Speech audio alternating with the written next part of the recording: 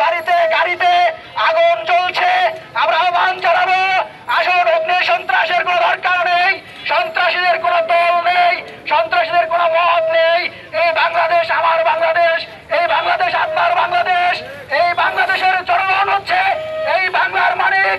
এই বাংলার মালিকদেরকে মনে রাখতে হবে, যারা আজকে রাষ্ট্র শাসন করছেন তারা হচ্ছে মাত্র এই রাষ্ট্রের প্রধানদের কর্মচারী। তাদেরকে মনে রাখতে হবে মালিকদের সাথে কি আচরণ করতে হবে, সেই শিক্ষা আজকে তাদেরকে দিতে হবে।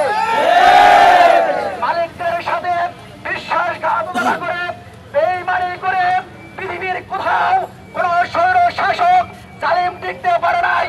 বাংলাদেশের জমিনে আজকে তার নতুন করে প্রমাণ হলো। আমরা ইতিহাসে দেখেছিলাম আল্লাহ রাব্বুল আলামিন হযরত দাউদ আলাইহিস সালামকে দিয়ে ওই সময়ের স্বৈর শাসক জালুতের মোকাবেলা করেছিলেন। দাউদ আলাইহিস সালামের বয়স 16 বছর।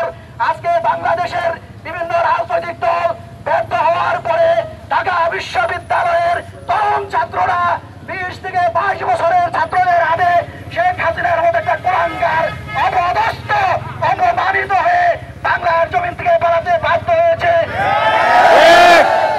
যে কোনো শক্তিশালী স্বৈরাচার শাসক তার এদেশে থাকার কোনো অধিকার নেই।